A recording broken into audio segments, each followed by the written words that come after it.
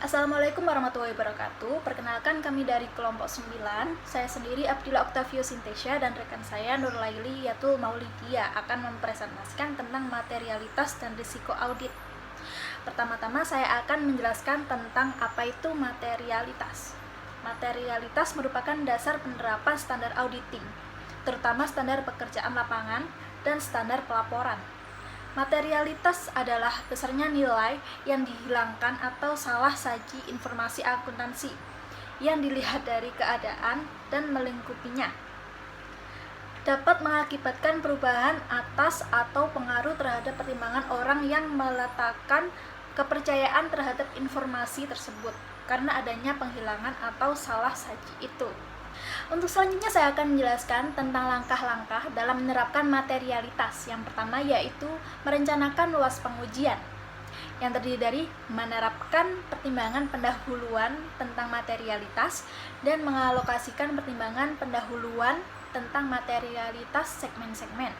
Dan yang kedua yaitu mengevaluasi hasil-hasil, yang terdiri dari mengestimasi total salah saji dalam segmen, memperkirakan salah saji gabungan, dan membandingkan salah saji gabungan dengan pertimbangan pendahuluan atau yang direvisi tentang materialitas. Kemudian saya akan menjelaskan tentang pertimbangan awal materialitas. Karena sifatnya yang relatif, maka tingkat materialitas dapat berubah. Selama pelaksanaan audit, tingkat materialitas bisa berubah-ubah karena yang pertama, kondisi sekeliling yang mempengaruhi perusahaan berubah, dan yang kedua, tambahan informasi tentang klien mungkin diperoleh selama pelaksanaan audit. Dalam perencanaan audit, auditor menentukan materialitas pada dua tingkat. Untuk tingkat yang pertama, materialitas pada tingkat laporan keuangan dapat disebabkan, yaitu yang pertama, salah penerapan prinsip akuntansi yang berlaku umum. Yang kedua, penyimpangan dari kenyataan yang sesungguhnya. Yang ketiga, penyembunyian informasi yang mestinya perlu diungkapkan. Dan untuk tingkat yang kedua, materialitas pada tingkat saldo akun. Pengalokasian materialitas dapat dilakukan dengan 3 cara, yaitu yang pertama, besar relatif akun, yang kedua, besar variabel akun, dan yang ketiga, pertimbangan profesional. Untuk yang selanjutnya saya akan menjelaskan tentang risiko audit. Apa itu risiko audit? Risiko audit adalah risiko yang terjadi dalam hal auditor tanpa disadari tidak memodifikasi pendapatnya sebagaimana mestinya atau suatu laporan keuangan yang mengandung salah saji material.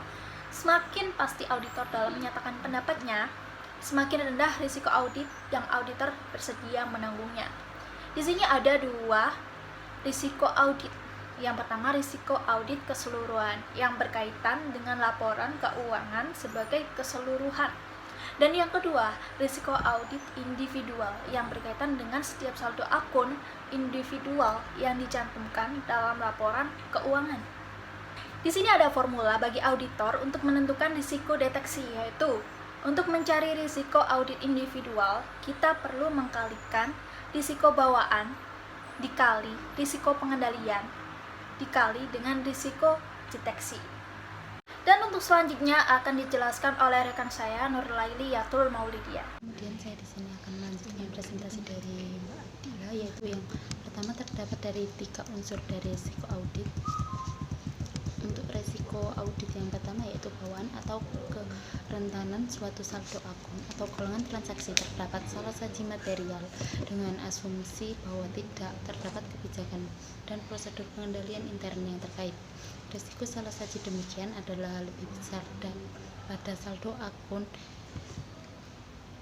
atau golongan transaksi tertentu dibandingkan dengan yang lain.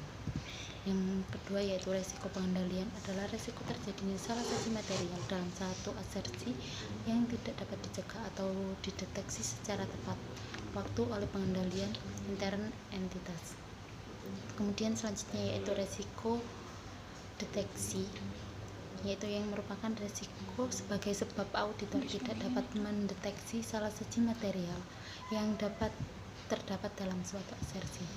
Kemudian risiko deteksi ditentukan oleh efektivitas prosedur audit dan penerapannya oleh auditor. Selanjutnya dalam audit atas laporan keuangan. Auditor tidak memberikan jaminan bagi klien atau pemakai laporan keuangan yang lain bahwa laporan keuangan auditan adalah akurat karena auditor yang bersangkutan tidak memeriksa setiap transaksi yang terjadi dalam tahun yang diaudit dan tidak dapat menentukan apakah transaksi yang telah dicatat, diringkas atau digolongkan dan dikompilasi secara semestinya ke dalam laporan keuangan. Oleh karena itu, dalam audit proses laporan keuangan, auditor memberikan keyakinan asuransi sebagai berikut, yaitu yang pertama, auditor memberikan keyakinan bahwa jumlah-jumlah yang disajikan dalam laporan keuangan beserta pengungkapannya telah dicatat, diringkas, digolongkan, dan dikompilasi. Selanjutnya yaitu auditor dapat memberikan keyakinan bahwa ia telah mengumpulkan bukti audit kompeten yang cukup sebagai dasar memadai untuk memberikan pendapat atas laporan keuangan auditan. Selanjutnya yang ketiga yaitu auditor dapat memberikan keyakinan dalam bentuk pendapat, memberikan informasi dalam hal terdapat pengecualian bahwa laporan keuangan sebagai keseluruhan disajikan secara wajar dan tidak terdapat salah saji material karena kekeliruan dan ketidakberesan. Selanjutnya yaitu hubungan antara materialitas resiko audit dan bukti audit. Yang pertama, jika auditor mempertahankan resiko audit konstan dan tingkat materialitas dikurangi, auditor harus menambah jumlah bukti audit yang dikumpulkan. Untuk yang kedua yaitu jika auditor mempertahankan tingkat materialitas konstan dan mengurangi jumlah bukti audit yang dikumpulkan, risiko audit menjadi meningkat.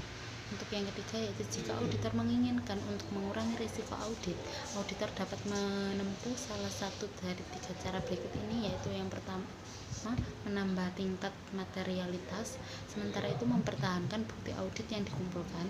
Untuk yang kedua yaitu menambah jumlah bukti audit yang dikumpulkan, sementara itu tingkat materialitas dapat dipertahankan.